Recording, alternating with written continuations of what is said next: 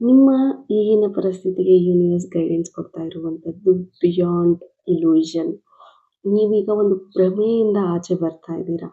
S, ಒಂದು ಕನ್‌ಫ್ಯೂಷನ್‌ನಿಂದ ಆಚೆ ಬರ್ತಾ ಇದ್ದೀರಾ. ಯಾರು ನಿನ್ನವರು ಅಂತ ನೀನು ಅನ್ಕೊಂಡಿದ್ದೆ, ಅವ್ರು ಯಾರು ನಿನ್ನವ್ರು ಅಲ್ಲ ಅನ್ನೋ ಒಂದು ಸತ್ಯದ ಅನಾವರಣ ನಿನಗಾಗ್ತಾ ಇದೆ.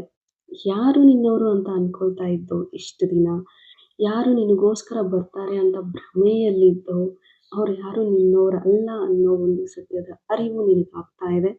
ಆ್ಯಂಡ್ ಅದನ್ನು ನೀನು ಅರ್ಥ ಮಾಡ್ಕೋಬೇಕಾಗಿದೆ.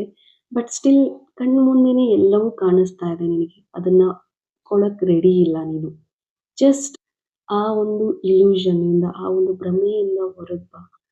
ಖಂಡಿತ ನಿನಗೆ ಸತ್ಯದ ಅರಿವು ಆಗುತ್ತೆ. ಆಗೋ ಹಂತದಲ್ಲಿದೆಯಾ. ಇಷ್ಟು ವರ್ಷ, ಇಷ್ಟು ದಿನ ಏನು ಕೇಳ್ತಾ ಇದ್ದೆ, ನನಗೆ ಈ ಟ್ರೂತ್ ಬೇಕು, ಸತ್ಯ ಬೇಕು, ಎಲ್ಲರ ಒಂದು ಮುಖವಾಡಗಳ ಬಯಲಾಗಬೇಕು ಅಂತೆಲ್ಲ ಏನು ಅಂದ್ಕೊಳ್ತಾ ಇದ್ದೆ, ಅದು ನಿನಗೆ ಗೊತ್ತಾಗೋ ಸಮಯ ಬಂದಿದೆ. ಬಟ್ ನೀನದನ್ನು ಒಪ್ಕೊಳ್ತಾ ಇಲ್ಲ, ಒಪ್ಕೊಳ್ಳೋದಕ್ಕೆ ರೆಡಿ ಇಲ್ಲ. ನಿನ್ನ ಇಂಟ್ಯೂಷನ್ಸ್‌ನ ನೀನು ಇಗ್ನೋರ್ ಮಾಡ್ತಾ ಇದೀಯಾ. Just listen to your intuition. ಸತ್ಯನ ತಿಳ್ಕೋಬೇಕು ಅಂದರೆ ನಿನ್ನ ಇನ್ನರ್ ವಾಯ್ಸ್‌ನ ನೀನು ಕೇಳಿಕೊಳ್ಳೇಬೇಕು. ಅದ್ರ ಒಳಗೆ ನಾನು ನಿನಗೆ ಉತ್ತರ ಅನ್ನೋದನ್ನು ಕೊಡ್ತಾ ಇದ್ದೀನಿ. ಭ್ರಮೆಯಿಂದ ಆಚೆ ಬಂದು ಸತ್ಯನ ಒಪ್ಕೊ.